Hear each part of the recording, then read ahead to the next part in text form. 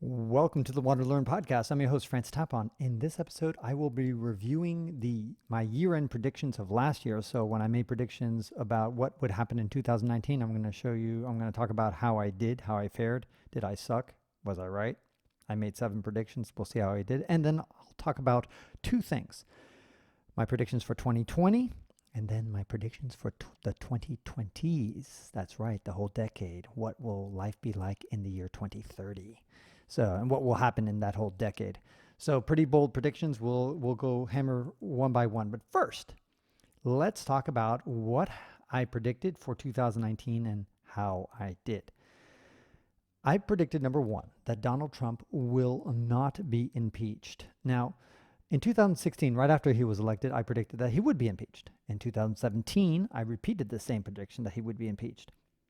And then finally in 2018, I was like, you know what? I thought that the Congress was going to take control. It would be completely Democratic. And I was wrong. They didn't win. The Democrats didn't win the Senate. And I was like, oh, wow. Okay, well, once the Democrats didn't win the Senate, I was like, there's no way they're going to be able to kick him out of office. And that's what I thought about the term impeached. In other words, that means get the guy out of office. However, I just recently learned that I'm completely wrong. That's not the term of impeached. In fact, there have been 3 presidents that have been impeached: Andrew Johnson and Bill Clinton and Donald Trump. In fact, the House of Representatives just impeached him. And all 3 of those presidents, none of them actually left office early. They all served out their term.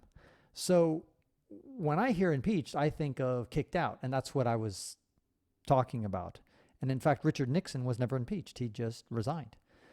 So the whole prediction is a screw up on my part because I don't really understand the term impeached, or at least I didn't until now. So, and besides, it's all screwed up because I was kind of like saying, well, he won't be impeached. He will be impeached. He will be impeached. And then I changed my mind. He won't be impeached. So am I right or wrong? Who knows? Because I'm taking such a wussy thing. Anyway, so I don't know if I give myself a point or a half a point or no points. You decide, whatever. Regardless, I think it's clear that Donald Trump will serve out the rest of his term, barring any crazy disaster in 2020. Bitcoin will double. My second prediction was Bitcoin will double in value in 2019. Now, just to take you back, in 2018, I predicted that it would lose 80% of its value, and I was so close to almost perfectly accurate. I predicted it would be at 4,444, down from nearly 20,000, and it went down to 3,800. Anyway, it was very close to my prediction. In 2019, I got even more accurate. Crazy. I completely nailed it. I predicted that it would double in value and would end over or just over $7,300. $7,300. Guess what it is? It's $7,333.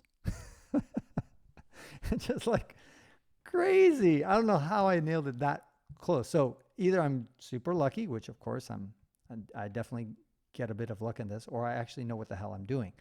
So regardless, I totally nailed the Bitcoin prediction twice in a row. So you're probably going to be interested in what I have to say for 2020 or the 2020s. We'll get to that later. I predicted that the S&P 500 will gain 15% in 2019. I was wrong. It gained nearly twice that much. It really had a bull market year. So I was right about the being a bull market, but I underestimated just how much of a bull market it was going to be. I knew it was going to be an above average year, but it really was a torrential, very good year. Number 4, I predicted that Cyril Ramaphosa is going to win the South African presidential election, and he did. Number 5, I predicted that Atiku Abubakar will win the Nigerian presidential election, and I was wrong about that. In fact, Buhari stayed in power in Nigeria, so there I got that one wrong. So for the South Africa, yes. Nigeria, wrong. I predicted that a barrel of petroleum would go up 25% in price, and that I nailed it. Totally nailed it. I looked at the stock, which is called USO, which kind of tracks the price of petroleum. At the time of my prediction, it was $9.66. I said it would go up at least 25%. And a barrel of petroleum was $45. And I predicted also that it would go up at least 25%. Guess what? USO went up 33% instead of 25, so I was right. And a barrel of petroleum went up 36%. Also, I said at least 25%. So I was right on both. Both of them went over 30%. Nailed it on barrel of petroleum. That was good. So Bitcoin and barrel of petroleum, I know what the hell I'm talking about. And then finally, my seventh prediction was that I would finish the Book of the Unseen Africa. The one thing that I should know about, the one thing I can control, I completely screwed that one up. I didn't get close. I didn't even get halfway done. I'm embarrassed. It's a disaster. I apologize to my patrons. I definitely have my work cut out for me. It's a long story. I'm not going to get into the details, but anyway, that's that. But we will get into the details of my predictions for 2020. So since I was so good on predicting the Bitcoin price of 2018, I predicted that 80% decline, and then I predicted a rise of doubling, 100% rise. So what do I think is going to happen in 2020? Tough one.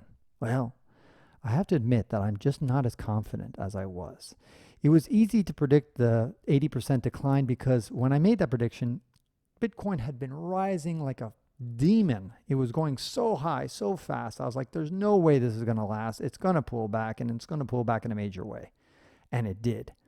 And then it pulled back, as often markets do. It overcorrected, went too far back. So then it was an easy prediction to make. It's going to bounce back and double. So that was kind of my logic in those times. But now that it's done that, I'm like, okay, on the one hand, it's doubled. So therefore, this next year, it should either pull back or be kind of flat. On the other hand, I'm so long-term, I'm bullish on Bitcoin. So here's my prediction. End of 2020. Right now, it's just like I said it was going to be, 7,350. So I think it's going to get up to 10,000. So it's going to go up again. It's going to be somewhere above 10,000 by the end of 2020. So we'll see how accurate that is, but that's what I'm thinking so far. Number two, and let's be real specific about this. I would say that there's let's just put it, a 40% chance that it will end up between 6,000 and 10,000. 30% chance that it will pass 20,000, their all-time high. I think it's highly unlikely that it will dip below $6,000. So that's it. But I think most likely it'll be somewhere around 10,000, a little bit more than 10,000. We'll see how it turns out. Number two, here's a controversial one, that Mayor Pete Buttigieg is going to win the Democratic nomination. How about that? That's a crazy idea. I'll briefly try to explain. I talk a little bit more about it on my website, but he's doing pretty well. In fact, he's leading, as I'm recording this, in Iowa, the first caucus. And he's in second place in New Hampshire, the first primary. Now, he's not doing that well in Nevada and South Carolina, and he's doing terribly nationally. He's only like 8% nationally. But my thinking is that two things. Number one, if he wins Iowa and if he does well in New Hampshire, that will put him in the national spotlight. And people are going to say, Buttigieg, who the hell is this gay man? I want to know about him. So all of a sudden they're going to pay attention. So when South Carolina and Nevada start to vote, they're the next ones in line, they might actually pay attention to this guy they've been ignoring all this time. And once they listen to him, they might say, interesting guy. Maybe I'll vote for him. And he'll get a lot of fans, get a lot more donations, raise a lot more revenue, and then all of a sudden be a force. So that's kind of number one. And the second reason, I talk about it in my podcast with Sim Blanchard, which you should listen to as the previous podcast. I talk about what I call the mirror theory. In other words, we often pick presidents that in the United States, we often swing like a pendulum. We pick one guy and then the next election, we pick somebody who's completely different in so many different ways, almost the opposite. And then we swing back and pick almost the opposite. So JFK was the opposite of Eisenhower, an old guy. JFK was this young Democrat, and Eisenhower was like the old Republican, And then we swing back and we go to Richard Nixon effectively, and of course LBJ took over. But anyway, Then went from Richard Nixon, we went to a super honest dude, Jimmy Carter. And from Jimmy Carter, we went, who's like the simple dude, to like the glamorous Hollywood guy, Ronald Reagan. And eventually, like we jumped down to like Bush and Clinton are kind of mirror images. And then from Bush Jr. to Obama, another mirror image. And Obama to Trump, another mirror image. So we kind of have this habit often, not always, but often we swing back and forth like that. So I was just trying to think of all the candidates. Who's the biggest mirror image? Buttigieg. He's kind of like he's not a woman, but he's that would be even more mirror image than Donald Trump. But anyway, that's what I'm thinking. I'll probably be wrong about that too. Number 3, though, I will predict that Donald Trump will lose the election for 2020. And why? Well, 1, I think we're going to be heading for a recession, which is my next prediction. Number 4, I think we'll slide into a recession in the second half of 2020. So the economy will start to downturn, as it often does in cycles. We've had a very nice run for a long time, many years. And as a result, it's just going to hurt Donald Trump when the economy goes bad. And of course, he'll try to blame everybody but himself, but the voters will take it out. And also the people who were kind of like the lazy Democrats, the guys who just thought, Hillary Clinton's going to win this easily, no problem. I don't need to get off my chair to vote for him. All those people will be kind of galvanized and say, okay, this time I'm not going to stay at home. This time I'm going to actually go out there and vote. So I just think that this time Donald Trump is going to have to fight harder to win those votes in those swing states. And I don't think he's going to pull it off. But I was wrong last time. I might be wrong again. Number 4, I talked about that the GDP will sling into negative territory, that we're going to have a recession in the second half of 2020. We'll see if that happens. And number 5, my final prediction for 2020 is that the S&P 500 will have a flat year. In other words, right now it's at 3,250, the S&P. By the end of 2020, it's going to be more or less at the same place, plus or minus like 3%. So it might be a little bit below it, a little bit higher, but it's not going to have like a gangbuster year like it did this year. So that's my predictions for 2020. All right. Now comes the most fun part that I had, is predicting by 2030 what's going to happen in the decade of the 2030s. Sorry, in the decade of the 2020s. Let's start with Bitcoin. Yeah, this is my favorite subject, it seems. Maybe it's because the only one I get right. My only prediction I've been consistently right on. So maybe I'm on a roll here. And I'm going to make a bold prediction, a very, very bold prediction, that by the 2030s, by the end of this decade, one Bitcoin will be worth $100,000 or more. Wow. Can you believe it? Crazy, huh? $100,000. That's like easily more than 10 times what it is right now. Is that 15 times? Something like that? Poof, it's a lot. So it's a pretty bold prediction. I'm probably going to be wrong about it, but anyway. So I'll break it down more. I'm not very positive about this, but here, let's just say it's a 60% chance that Bitcoin will be over 100,000.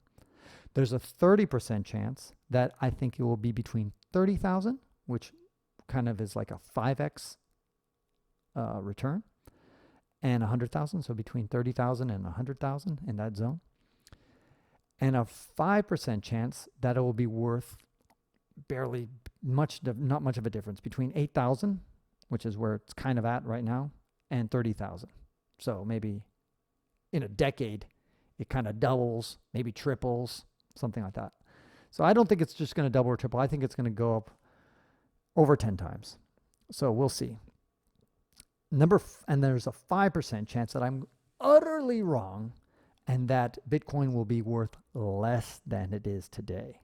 And there's probably a lot of you nodding your heads right now saying, you bet, Francis, your Bitcoin fantasy is so whacked out. You are going to be so wrong. It's going to be worthless, or it's going to be worth $1,000 or a few $100, whatever. And certainly a lot of people have said such dire predictions about Bitcoin before. So all we can do is just sit back and wait and find out who's right. It's going to take 10 years, but hey, keep an eye on it. Anyway, I guess maybe I should have a separate episode as to why I'm so bullish about Bitcoin. But for now, I talk a little bit about my website, but in the end, I think there's good reason to believe it. The basic idea is that I think we're going to hit an inflationary period for the world in the 2020s. We haven't had an inflationary period since the 1970s.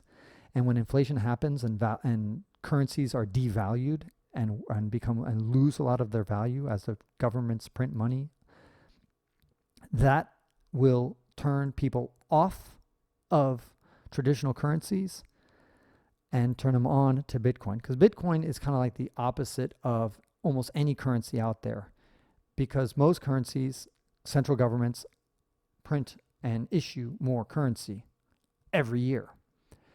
They inflate the currency, and therefore they decrease the value of that currency over time. Bitcoin is the exact opposite. It actually, the supply diminishes every single year. I shouldn't say that. The amount of new Bitcoin going into circulation at this point, since we have nearly 18 million Bitcoin, between now and the next 100 until the year 2140, so what's that, 120 years from now, they're only going to issue 3 million more Bitcoin, and we already have 18 million. So like almost flat. There's like almost no Bitcoin that's going to be issued, issuance of Bitcoin.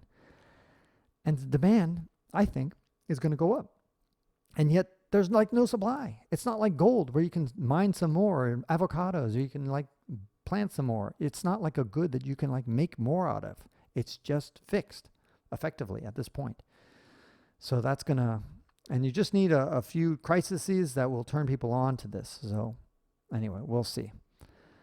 Number 2, the CPI will show, the CPI is the Consumer Price Index, will show that the United States will experience double-digit inflation. That's right, guys, double-digit. It's going to be the first time since 1981, I think, is the last time we saw double-digit inflation, when Reagan took over from Carter, and he had Paul Volcker as his dude in charge there. And they put the slam on the economy to bring down the inflation rate, and it worked. Well, I think time is due, and I pity the next president, and they're going to have to potentially face that big, big challenge of inflation. So we'll see. Number 3, now this one I've been having second thoughts about this prediction, but I'm just going to put my head down and just say, okay, right now, 1 ounce of gold is $1,500. I think at some point in the 2020s, 1 ounce of gold will be worth, wait for it, $5,000. That will be the all-time high it's ever been, way more than it's ever been. So that I'm just a little bit less confident in, because gold, from a historical perspective in the last few years, has had a pretty good run. So I don't know if it's going to keep going higher. But if I believe that inflation is going to happen, typically people turn to gold during times of inflation. And so that's why it could have a spurt. That certainly happened in the 1970s for those historians out there, economic historians. So I think that will happen again, but we'll have to see.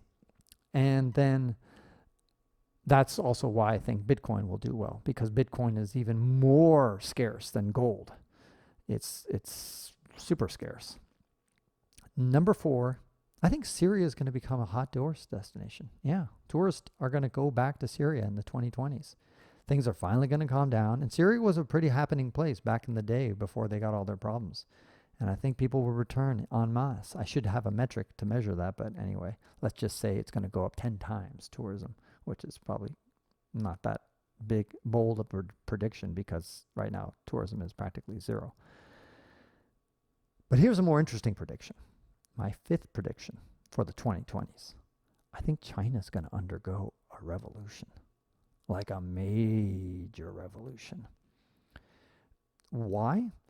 Because in the 2020s, their vast productive population, that population that are the baby boomers generation, in between, let's say, 50 and 60s, that have been just fueling their huge rise up, that humongous population is going to start to retire and start to become unproductive, because usually as people retire, they become less productive for the society. And behind it is a tiny, tiny 1 child per family generation that's going to have to support these old dudes, their parents. That demographic is going to have a major challenge for China in the 2020s. And I've always said that China is just one good recession away from through a revolution, like a major recession. And in fact, it hasn't had one since 1978, for God's sakes.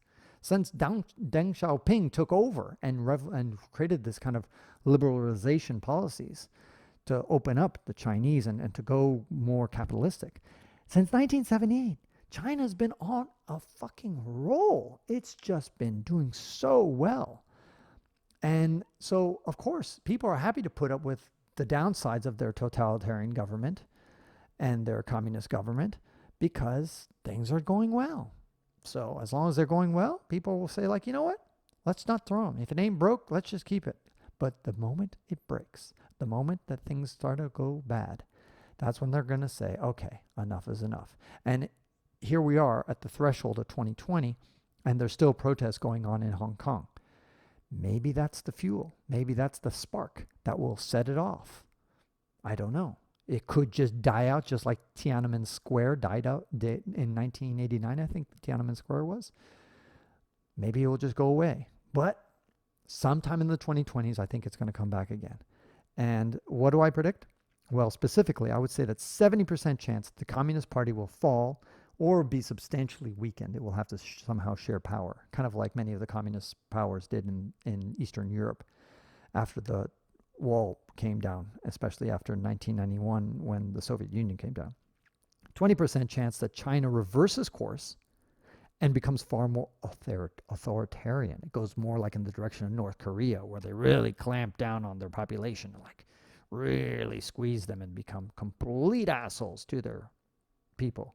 That's possible. 20%. I think more likely 70% that they'll have to liberalize because that's the only way out. And then finally, a 10% chance that very little changes, that more or less in the year 2030, the China of today is more or less there. Of course, richer, of course, a little bit better defenses and like a better military and a better economy and higher GDP per capita and those kind of standard things that so far continuing their trajectory that they're going, and the Communist Party is still in power, and nothing really dramatic has changed. Things will change, but I think only a 10% chance of just more or less the same stuff. I think that they're going to have a major revolution in the 2020s. And overall, it should be a good thing, I hope.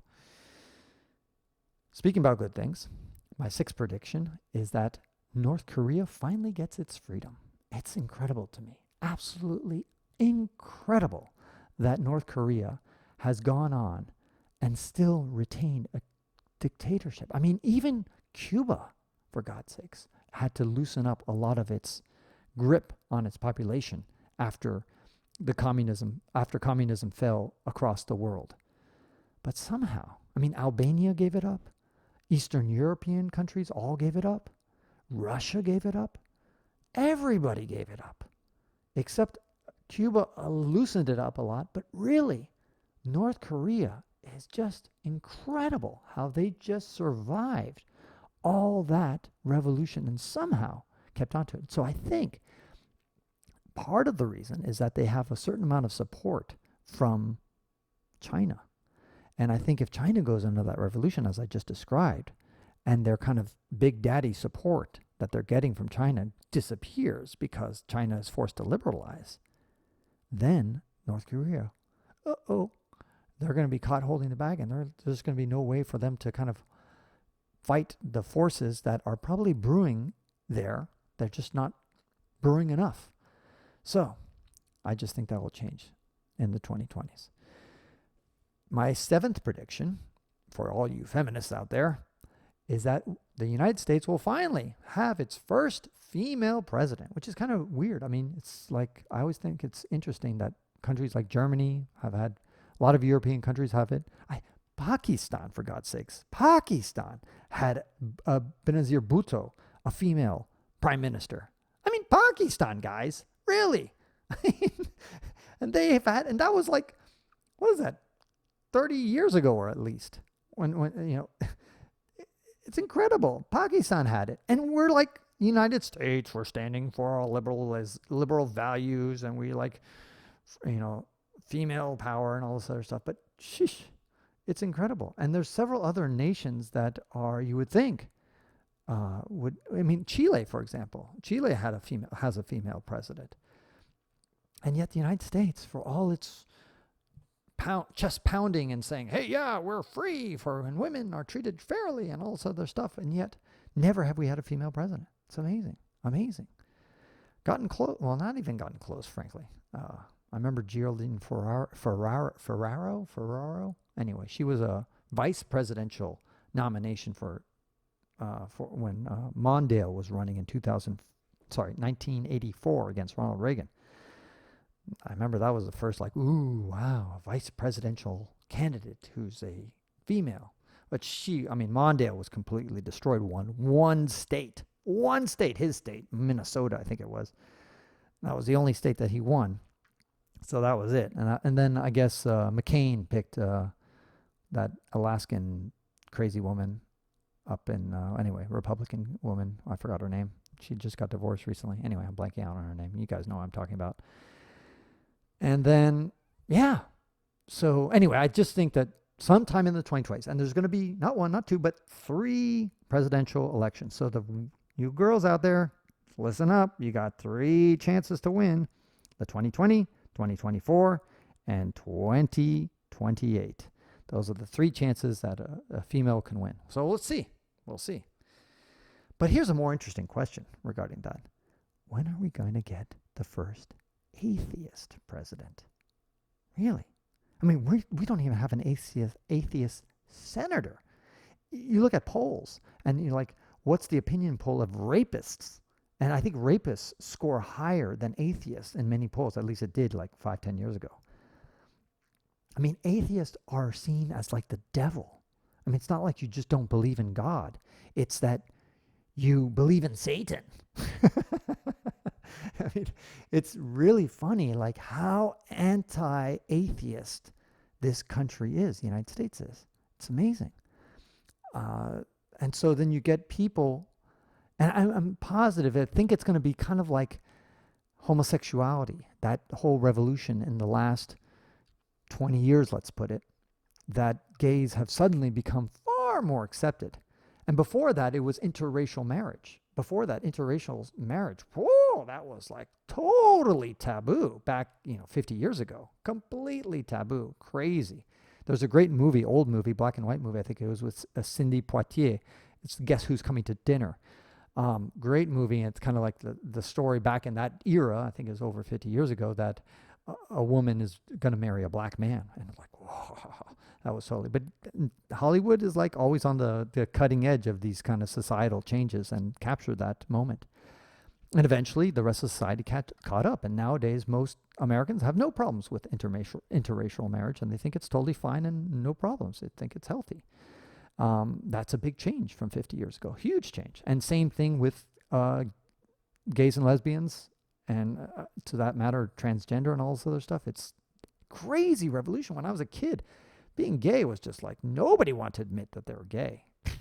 That was like horrible. That was like a death sentence. Ellen DeGeneres didn't want to admit it. Anderson Cooper didn't want to admit it.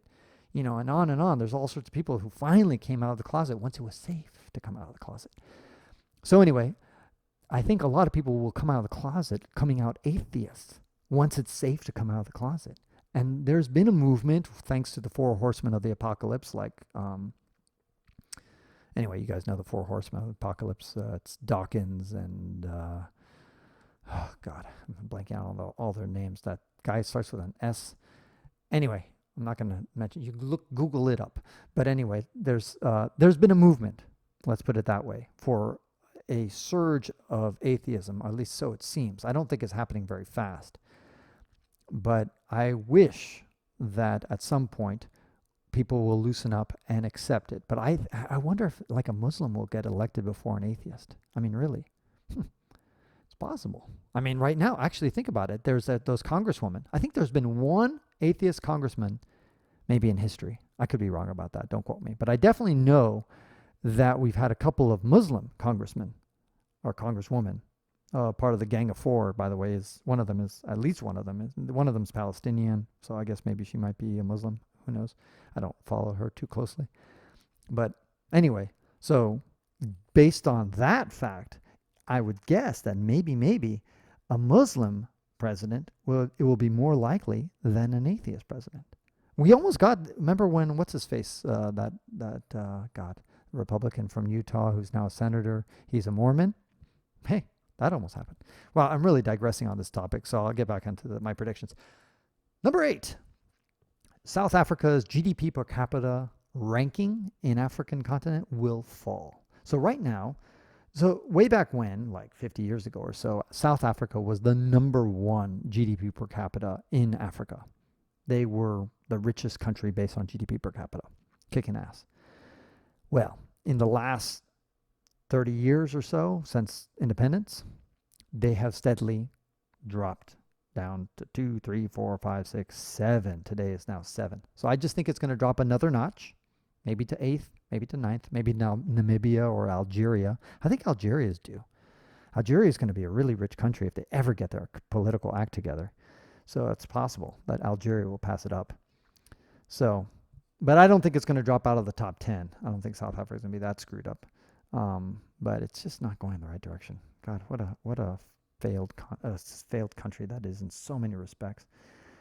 I'm really depressed about it. Anyway, number 9. Here's a crazy one. Facebook will be less important and powerful than it is today. So, let me be clear about what I mean by that. If you look at, I think it's still going to be a major player. So if you look at, let's say, IBM, AT&T, General Motors, Microsoft, these were all companies that still exist today. They're still super powerful companies, but they're way past their peak heyday. Back in the day, AT&T Mobile was a monopoly. It kicked ass. It was the only place to get a phone was AT&T.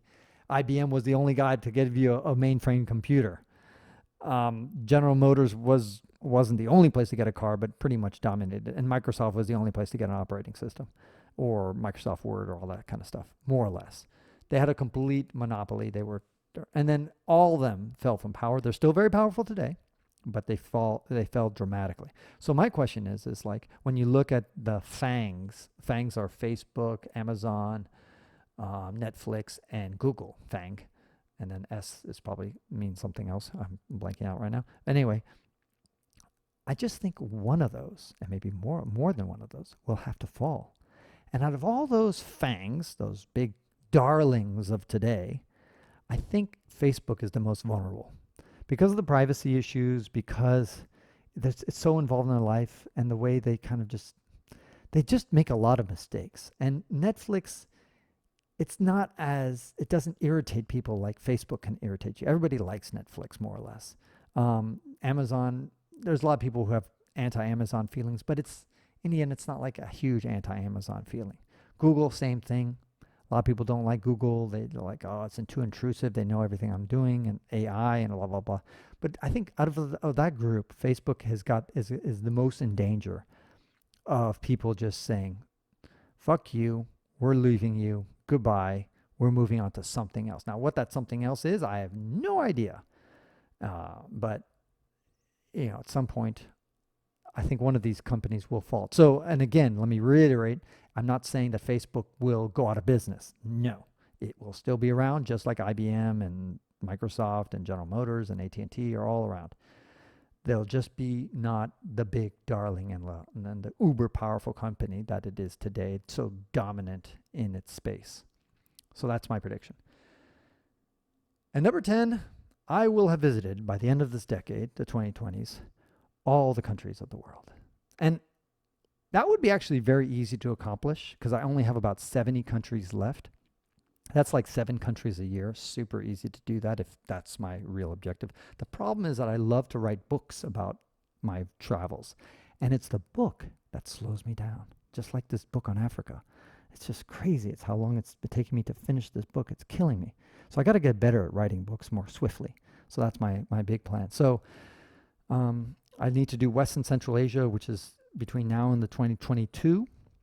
And then from 2023 to 2026, I'll do East Asia. So that's like Japan and India and all the Southeast Asia. All that simple, easy, touristy stuff that everybody does. I haven't been to most of those places. And then 2027 to 2030, I want to buy a boat and go to all of Oceania. So that includes not just the big places like Australia and New Zealand, but also all those tiny, tiny little Micronesia islands and that kind of stuff, including the Caribbean. And also there's about 5 South American countries, maybe 6 or 7, I don't know, that I haven't been to. So I got to see those South American countries. I don't know how I'm going to fit that in. But anyway, somehow finish that up by the end of the decade. And I'll be ready to die. I'll be dead. What else is there to life at that point? Mars. Oh yeah, I should make a prediction about Mars. I think there's a good chance that we'll land a human being on Mars. Yeah. I would say like more than 60% chance. Yeah. I know for sure we'll get a human being on Mars in the 2030s. That's like 90% chance that we'll do that in the 2030s. But with Elon Musk, he's a pretty headstrong dude. I think he might pull it off and get a human being to land on Mars. And then also you got Jeff Bezos, who's, Blue Origin. He's trying to do the same stuff. So I guess I should throw that in as a prediction that we're going to land a human being on Mars. I don't know if he'll be alive though, or she'll be alive. Maybe the whole crew will die on a crash landing. So I don't know, does that count? A living human being will land on Mars. May not be able to get back. They might have some complication, some technical thing, and they'll just die there. Yeah, that's what I predict. Yeah, we're going to get people there. They're going to land, and it's just the mission is going to have a big problem, and they're going to die. Sad story, but, I think about all the people who died trying to come to the quote-unquote new world from the old world, crossing that ocean. That was crazy. Crazy. So, anyway. Wow, I could make so many more predictions. I probably should. This is fun. It's going to be fun to check back in 10 years and find out if I was right or wrong about so many of these things. So anyway, go check out my website. My website is francistapon.com and search for predictions. You'll see all my past predictions and this prediction as well. You can see more detail about it. And then if you want to support what I do, join Patreon, patreon.com/ftapon. It's a great way to support me and get something back for it. Because I don't believe in just asking something for nothing. I really don't. I'm not like, here, give me charity, something like that. No, I want to give something back to you. So for as little as $2 a month, you can join up and you're going to accumulate credit for a book. So let's say the book costs, let's just say $30. After 15 months of support, you're going to have $30 having given to me. And all I do is I give you a book for free. Well, not for free. You gave me $2 a month. But that's all it is. It's a way to get a book. Simple. So just do that. Simple. And if, let's say, you support me for 60 months, for $60 worth, then I'll send you 2 books. If that takes 30 months, God, that would be terrible if it took 30 months to get a book out. But anyway. And my favorite one is my $25 reward. For $25 a month, that's $300 a year, you will accumulate credit for $300. And then you can get any gift for $300. I'm not going to bore you with all the possibilities. But anyway, it's a great way to get something and at the same time support me. And I appreciate that. And I give back to you. Wow, this has been a longer than expected podcast, but I hope it is been interesting for you. And this is Francis Tapon encouraging you to wander and learn in the 2020s.